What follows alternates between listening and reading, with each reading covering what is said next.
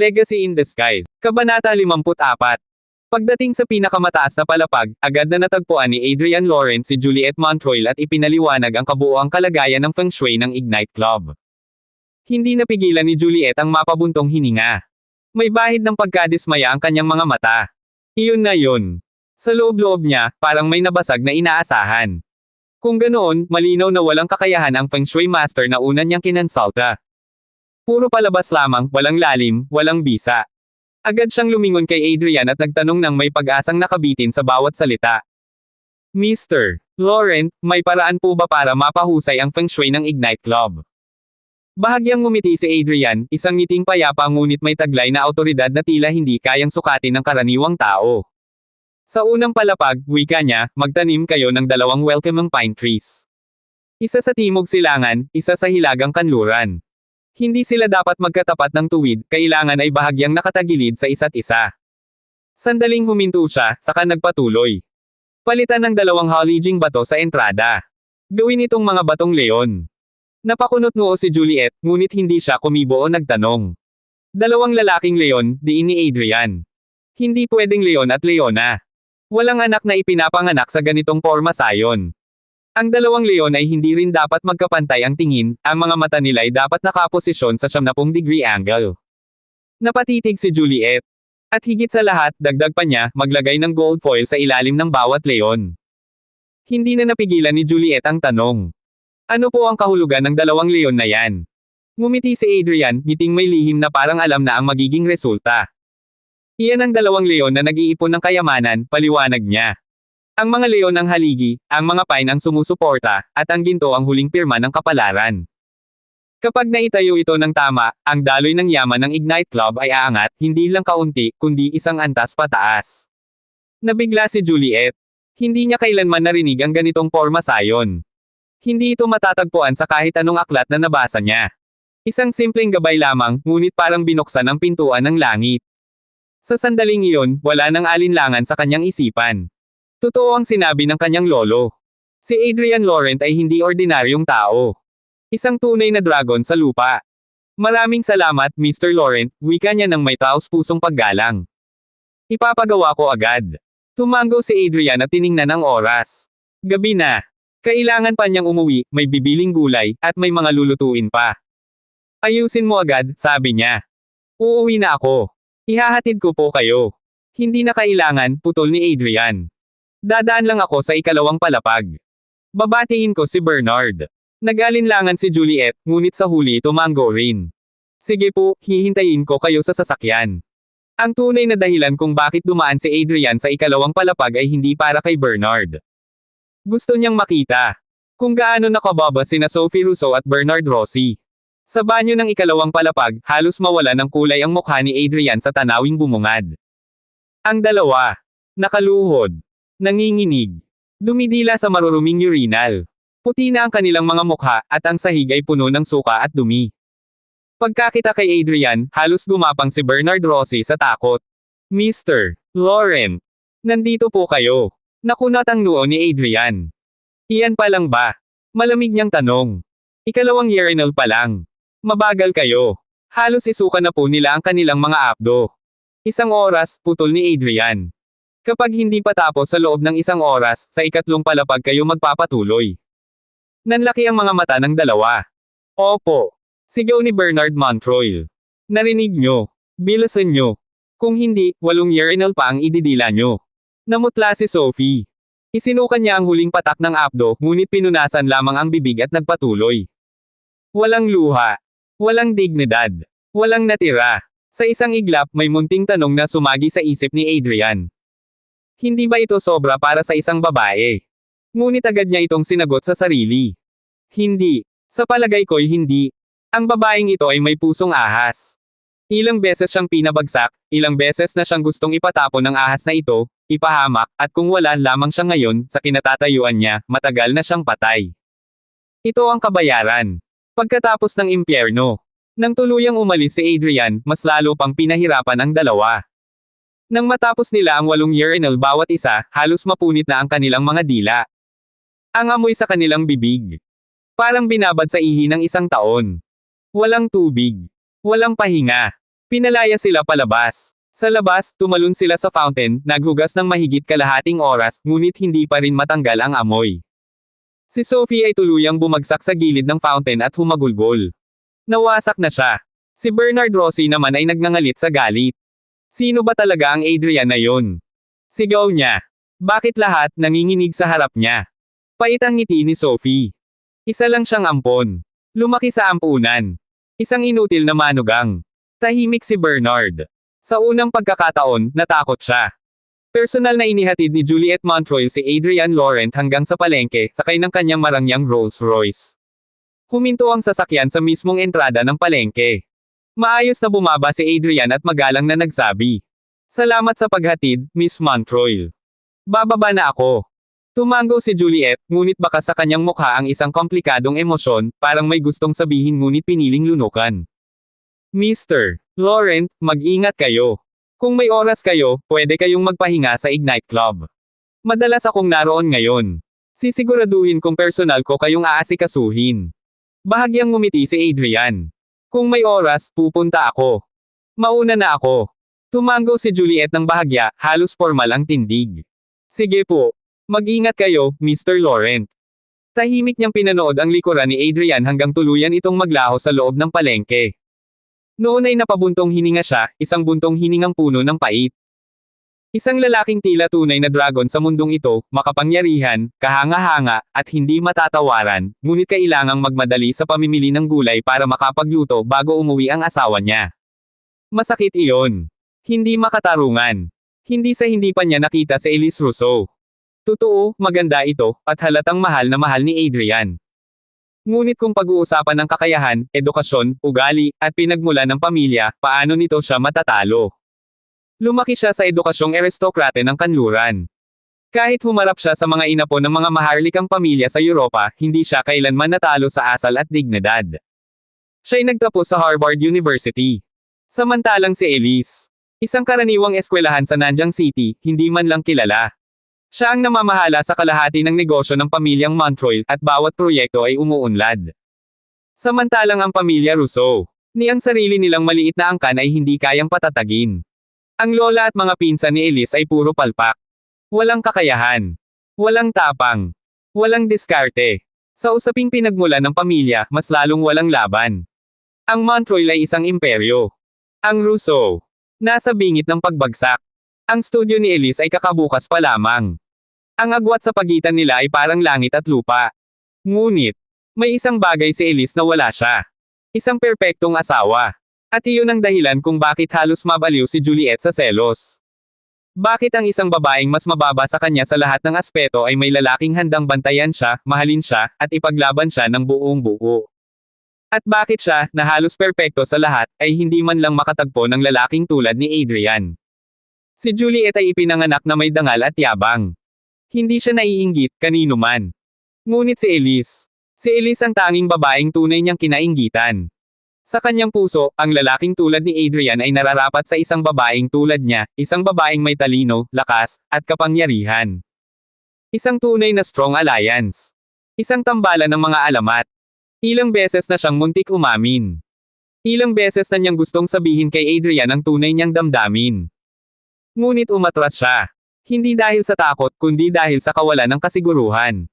Kung walang katiyakan ng tagumpay, ang kapalit ay maaaring pagtanggi, o mas masahol pa, pagkasuklam. At iyon ay hindi niya kayang tanggapin. Sa mahabang panahong pagharap sa negosyo at kapangyarihan, natutunan ni Juliet ang isang aral. Huwag gagalaw kung hindi sigurado ang panalo. Kaya't pinili niyang pigilan muna ang apoy sa kanyang puso, palakasin ang loob ni Adrian para sa kanya, unti-unting mag-ipon ng pabor, at maghintay. Maghintay hanggang sa dumating ang araw na hindi na siya kayang tanggihan. Umuwi si Adrian at agad nagluto. Unang dumating si George Rousseau, ang matandang amo ng pamilya.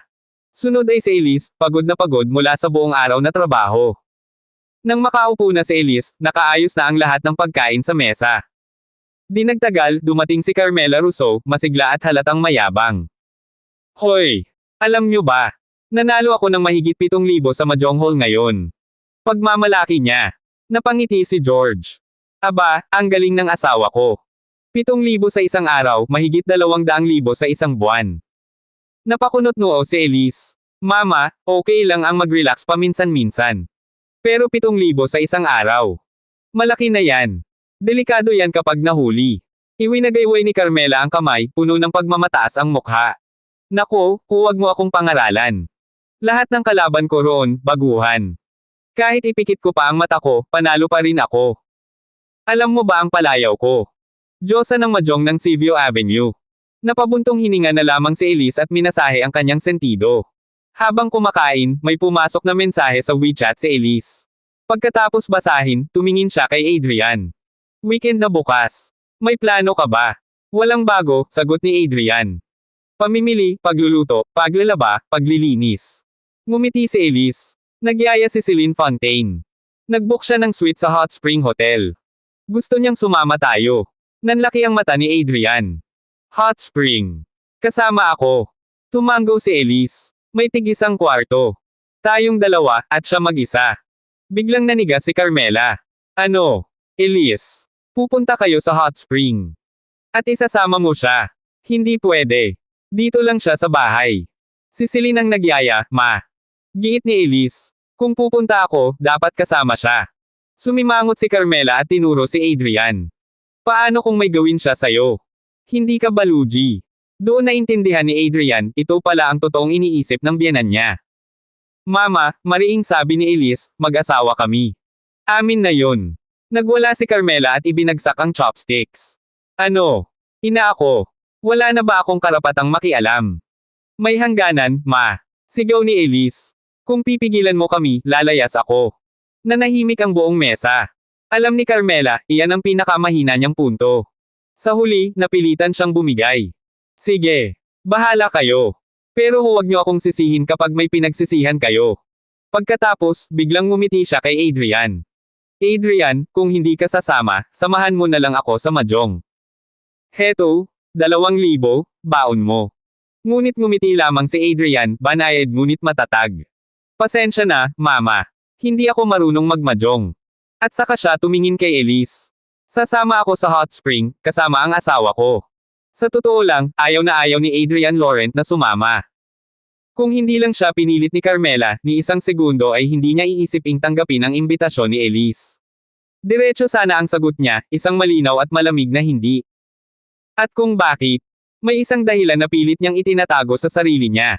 May pag-iwas, oo, halos pandidiri, sa puso niya tuwing maiisip niya si Celine Fontaine. Simula nang iligtas niya si Celine sa ikalawang pagkakataon, at nang malaman nitong siya pala ang lalaking matagal nang hinahanap ng babae, ang tinatawag nitong pangarap na kasintahan, hindi na siya tinigilan ni Celine. Paulit-ulit ang mga pagtatapat. Paulit-ulit ang mga sulyap na may pagnanasa. Paulit-ulit ang mga kilos na may lihim na kahulugan. At ngayon, gusto nitong isama ang kanyang asawa sa isang hot spring trip.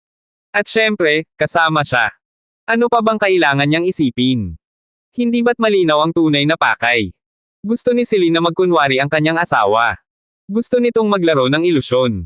Gusto nitong wasakin ang hangganan. At kung sakaling sumama pa siya, isang salitang sapat para ilarawan iyon, nakakahiya. Hindi, higit pa roon, mapanganib. Ngunit bago pa man siya tuluyang makatanggi, sumingit si Carmela Rousseau, parang isang ibong walang tigil sa pagtilaok. Paulit-ulit ang pang-uudyok. Paulit-ulit ang pamimilit. Hanggang sa mapilitan siyang magsalita. At doon, naputol ang pasensya ni Adrian. Ayaw mo akong patigilan. Sige. Kung pipilitin mo ako, sasama ako. Hindi dahil gusto ko. Kundi dahil galit ako. Isang desisyong isinilang sa pagkainis, hindi sa kagustuhan. Hindi inasahan ni Carmela Rousseau ang ganoong reaksyon. Halos hindi siya makahinga sa sobrang inis, nanginginig ang dibdib sa galit, ngunit dahil naroon si Elise, wala siyang magawa kundi lunukan ang mga salitang gusto niyang isigaw. Nang marinig ang pagsang-ayon ni Adrian, bahagyang lumiwanag ang mukha ni Elise. Kaagad siyang nagsalita, tila ba natatakot na magbago pa ang isip nito. Ang napili ni Celine Fontaine ay ang Royal Hot Spring sa labas ng lungsod, maingat niyang sabi. Sabi nila, isa raw itong pag-aari ng Grand Bayview Hotel. At sa sandaling iyon, may malamig na liwanag na dumaan sa mga mata ni Adrian Laurent. Royal Hot Spring. Isang biyahe na hindi niya hiniling. Ngunit tila magdadala ng unos na hindi na niya maiiwasan. Masama ang loob ni Celine Fontaine. Kahit papaano, isa pa rin siya sa pamilyang Fontaine, hindi siya taong papayag na year-on lang. Kaya agad niyang binuksan ang pinto ng sasakyan, bumaba, at hinarap ang binata. Anong sigaw mo dyan? Malamig niyang tanong, nanginginig sa galit ang boses. Ikaw ang walang modo. Wala kang karapatang mangagaw ng parking slot tapos ikaw pa ang may lakas ng loob na manigaw at manginsulto. Hindi inasahan ng binata na lalaban si Celine. Bigla siyang nagnitnit at sumigaw. Isa na namang bobang babaeng driver. Sa 10 tanga sa kalsada, 9 na babae. Marunong ka ba talagang magmeneho? Bumalik ka na lang sa sinapupunan ng nanay mo, huwag ka nang lumabas para lang magkalat ng kahihiyan. Hindi pa siya tapos. Kakabili ko lang ng kotse ko. 100,000 ang halaga nito. Ngayon ginuhitin nyo, alam mo ba kung magkano ang mawawala sa akin? Nakapulupot ang kilay ni Celine, hindi umatras. Mag-isip ka nga. Kami ang unang nakakita sa parking. Papasok na kami nang bigla kang sumulpat at inagaw ito. Ikaw ang may kasalanan, wala ka bang hiya? Ngumisi ang binata, puno ng panghahamak. Anong mali sa pagmumura sayo? Karapat-dapat ka naman. At hindi lang kita mumurahin, kaya kitang saktan. Bigla nitong inunat ang kamay at hinablot ang buhok ni Celine. Napahiyaw si Celine sa gulat. Hindi niya inakalang ganito kabastos ang taong ito. Mabilis siyang umatras, halos matisod. Adrian. Sigaw ni Elise Russo, halos mabasag ang boses. May nangyayari, bumaba ka agad. Lumingon ang binata kay Celine, saka ngumisi ng may masamang balak. Oh, maganda ka pala, mapanuksong sabi niya. Halika, samahan mo ako ngayong gabi. Kakalimutan ko na ang lahat. Inabot niya si Celine. Ngunit bago pa niya mahawakan ang dalaga. Mahigpit na hinawakan ang palso niya ng isang malakas na kamay. Nanigas ang binata. Si Adrian Laurent ang nakatayo sa harap niya. Bitawan mo, malamig na sabi ni Adrian. Nagliyab ang mata ng binata at sinubukang bawiin ang kamay. Anong problema mo? Gusto mo bang mamatay? Pakawalan mo ko. Hinagis ni Adrian ang kamay niya palayo. Mabigat ang aura niya, parang bumigat ang hangin. Konting banggaan lang, ganyan ka na umasta. Tanong niya, puno ng panghahamak. Hindi ba pwedeng mag-usap ng maayos? Kailan pa naging solusyon ang dahas? Tiningnan siya ng binata mula ulo hanggang paa at tumawa ng mapang insulto. Makikipag-usap ako sayo. Tingnan mo nga ang sarili mo. 3 tao sa luma at basurang Mercedes, second hand pa, wala pang 200,000 ang halaga. May lakas ka pa ng loob magpanggap sa harap ko. Itinuro niya ang kanyang kotse. Ang Maserati ko ang ginuhitin nyo. Sige, paano nyo babayaran yan?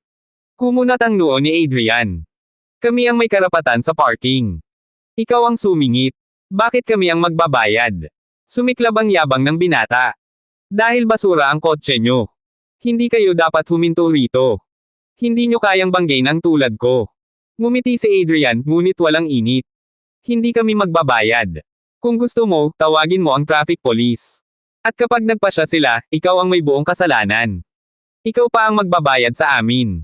Nagnitngit ang binata. Pucha. Traffic police. Kilala mo ba kung sino ako? Gusto mo bang mamatay dito? Sa sandaling iyon, bumaba mula sa kotse ang isang babaeng makapal ang makeup, halatang sanay sa atensyon. Tinuro niya si Adrian na may pagmamataas. Ang arte nyo para sa mga pulubi. Alam mo ba na may 3 milyong followers ako sa YouTube? Isang post lang, at dudumugin kayo ng galit ng fans ko. Biglang nagbago ang ekspresyon ng binata, tila naging aso na sinusuyo ang amo. Love, bakit ka pa bumaba? Bumalik ka na sa kotse. Hayaan mo na, ako na ang bahala rito. Pagkatapos, binalingan niya si Adrian na may matang puno ng pagbabanta. Makinig ka, bata. Magbayad ka na at umalis. Huwag mo kaming hadlangan sa pagpunta sa hot spring. Paano kung hindi? Malamig na tanong ni Adrian. Tumawa ang binata, paan ng panunuya. Maghihintay ka ng kaparusahan.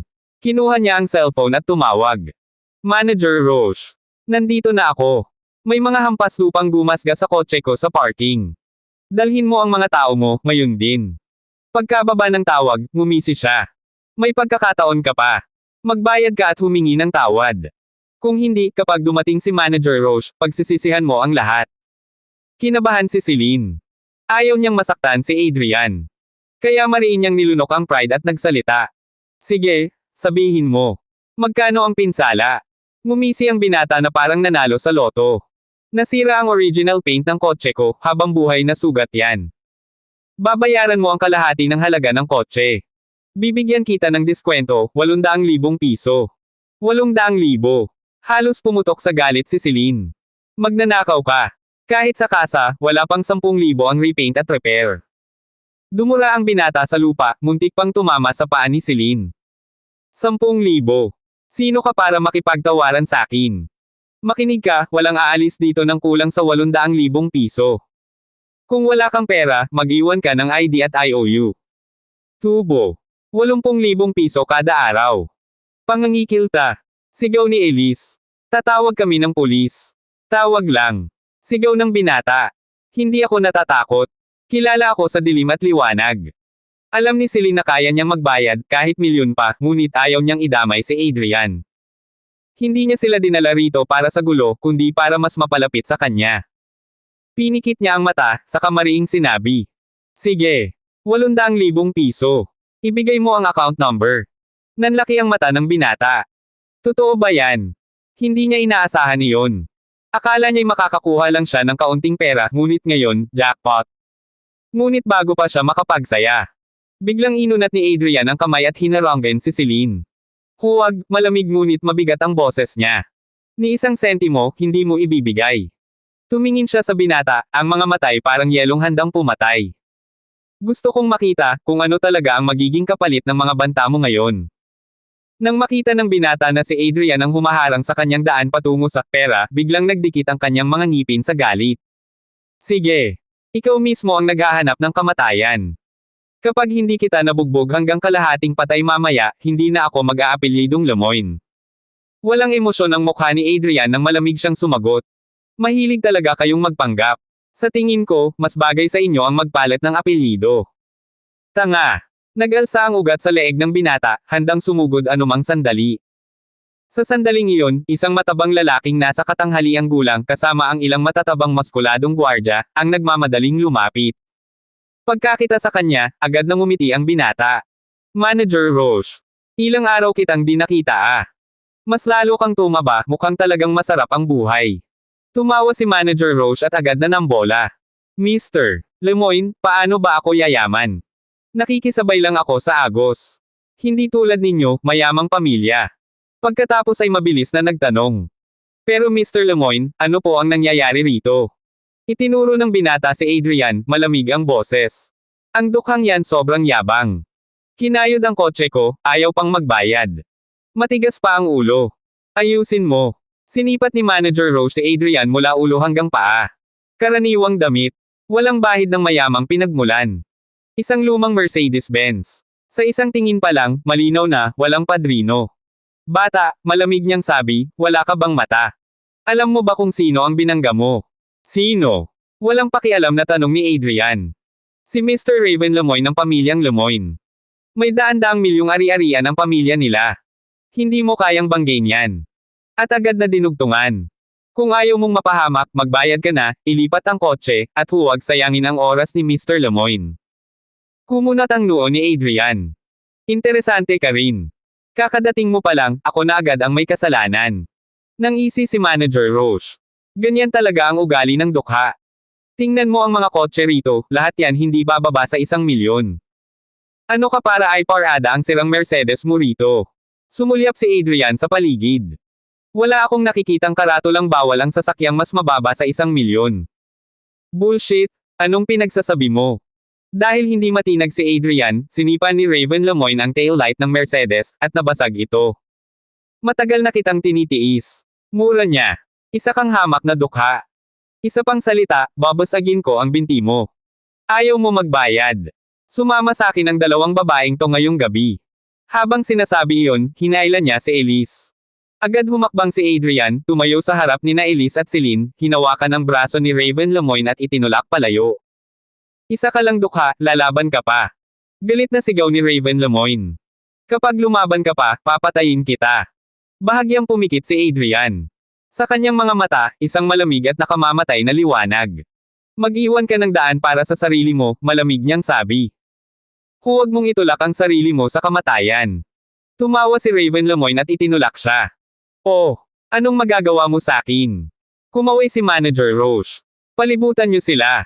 Kapag nasaktan si Mr. Lemoyne, hindi mo kayang bayaran ang kapalit.